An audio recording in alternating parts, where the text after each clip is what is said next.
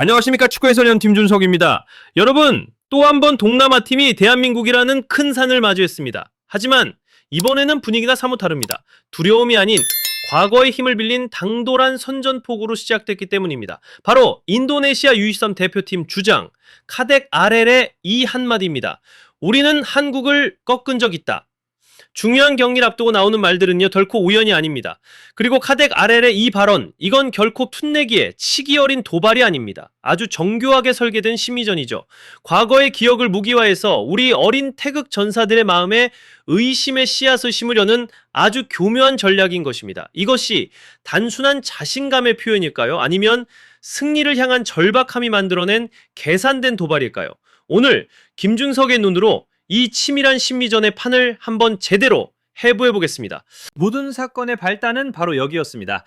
지난 2024년 황선홍 감독이 이끌던 U23 대표팀이 인도네시아에게 당했던 승부차기 패배. 우리에게는 정말이지 뼈아픈 기억이지만 인도네시아 축구에는 대한민국 감독, 바로 신태용 감독이 만들어준 황금 같은 유산으로 남았죠. 자, 그런데 2026년 U23 아시안컵 예선을 앞둔 지금 인도네시아의 현 주장 카덱 아렐이 바로 이 기억을 다시 끄집어냈습니다.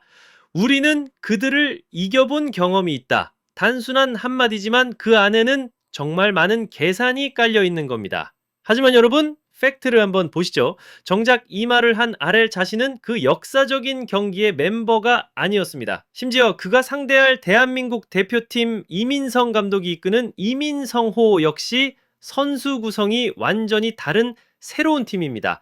그렇다면 그는 도대체 왜 이런 말을 했을까요? 바로 이 지점이 우리가 오늘 분석해야 할 동남아 축구가 배워야 할 교훈의 가장 중요한 핵심입니다. 자, 그럼 이 발언에 숨겨진 그 교묘한 속내를 본격적으로 파헤쳐 보겠습니다. 저는 이 전략을 크게 두 가지 시선으로 보고 있습니다. 첫 번째, 바로 영광 빌려오기입니다. 정확히는 선배들의 유산으로 자신의 갑옷을 만드는 일종의 심리적 무장의 셈이죠. 여러분, 냉정하게 따져보시죠. 논리적으로 보면 지난 대회 승리는 이번 경기와 아무런 관련이 없습니다. 감독도 선수도 상황도 완전히 다릅니다. 하지만 축구는 단순한 논리로만 움직이지 않습니다. 카덱 아렐은 지금 자신과 동료들에게 보이지 않는 갑옷을 입히고 있는 겁니다.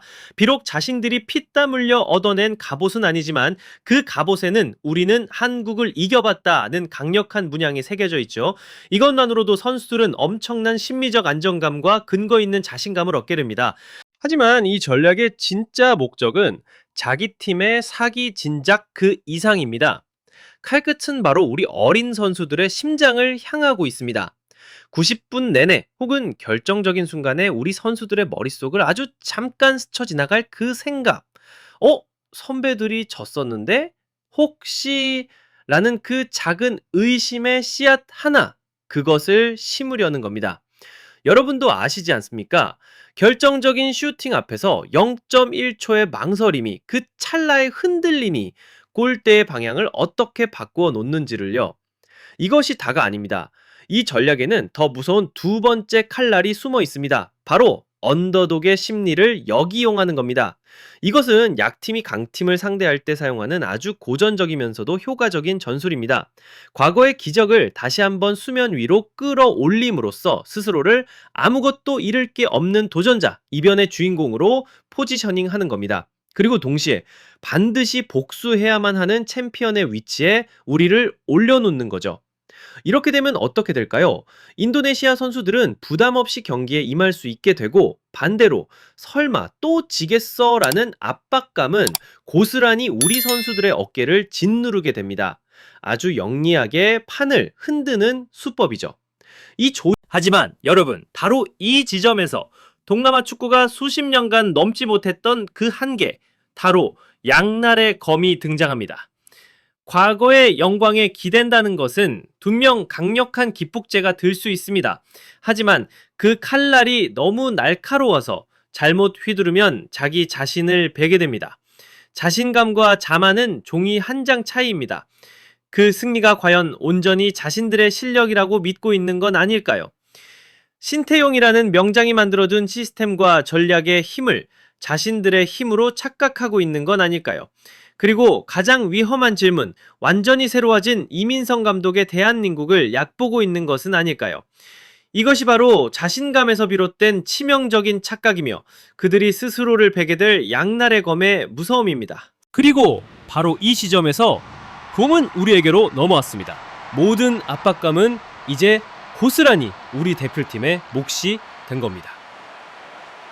카덱 아렐의 그 한마디가 평범했던 예선전 한 경기를 완전히 다른 차원의 자존심이 걸린 숙명적인 대결로 바꿔버린 것입니다. 이제 이민성 감독 그리고 우리 이민성호의 진정한 리더십과 배짱이 시험대에 오른 겁니다. 과연 우리 선수들은 이 과거의 망령을 태연하게 떨쳐내고 오직 그라운드 위 90분에만 집중할 수 있을 것인가? 아니면 상대가 교묘하게 펼쳐놓은 이 심리전의 소용돌이 속으로 스스로 걸어 들어가게 될 것인가? 그 해답은 오직 이민성호만이 내놓을 수 있습니다. 카덱 아렐, 어쩌면 그는 그라운드 안에서 최고의 선수는 아닐지 모릅니다. 하지만 적어도 경기장 밖에서는 그가 얼마나 영리한 심리전의 대가인지를 스스로 증명해냈습니다. 그렇습니다. 그는 이미 이 전쟁의 1라운드, 바로 미디어 전쟁에서 완벽하게 승리한 겁니다. 그는 이 경기를 단순히 승점 3점이 걸린 예선전이 아니라 인도네시아의 빛나는 기억과 대한민국의 냉정한 현실이 정면으로 충돌하는 한편의 극적인 드라마로 만드는데 성공했습니다. 바로 그렇기 때문에 이제 우리 이민성호의 임무는 훨씬 더 무거워졌습니다. 단순히 스코어보드 위에서 숫자로 이기는 것, 그것만으로는 부족합니다. 압도해야 합니다. 논란의 여지가 없는 완벽한 승리를 거두어서 반드시 증명해내야 합니다. 한나라 축구의 진정한 힘이 난 과거의 우연한 한순간이 아니라 탄탄한 시스템과 바로 지금 이 순간의 실력에서 나온다는 그 자명한 사실을 말입니다. 인도네시아가 그토록 기대고 싶어 했던 그 과거의 기억이 얼마나 덧없는 신기루였는지를 바로 이 그라운드 위에서 실력으로 똑똑히 보여줄 의무가 우리에게 생긴 것입니다. 결국 여기서 우리가 얻어야 할 가장 큰 교훈은 무엇일까요? 많은 동남아 팀들이 가진 고질적인 문제는 선수 개개인의 기술이 아닙니다. 바로 긴 시간 동안 꾸준히 유지하는 정신적인 안정감과 전술적 규율입니다. 과거의 영광을 빌려와야만 했다는 사실 자체가 그들이 여전히 스스로의 실력으로 쌓아 올린 단단한 자신감과 진정한 정체성을 찾아 헤매고 있다는 가장 확실한 증거입니다. 그리고 그것이 바로 박항서 감독님이나 신태영 감독 같은 우리 대한민국의 지도자들이 그들에게 해결해 주려고 지금껏 애써왔던 가장 큰 숙제이기도 합니다. 다가오는 9월의 경기는 이 모든 것에 대한 가장 명확한 대답을 우리에게 보여줄 겁니다. 과연 인도네시아는 스스로의 힘으로 새로운 역사를 쓸 만큼 성장했는가? 아니면 여전히 신태영 감독이 남긴 그 거대한 유산의 그늘 아래에서 살아가고 있는가? 그라운드가 모든 것을 말해줄 것입니다. 이제 우리에게 주어진 임무는 아주 명확해졌습니다. 역사는 기자회견장에서 입으로 쓰는 것이 아니라 바로 이 그라운드 위에서 두 발로 쓰는 것이라는 사실을 증명해야 합니다. 다가올 경기는 단순한 전술 싸움을 넘어 자존심과 배짱의 대결이 될 것입니다.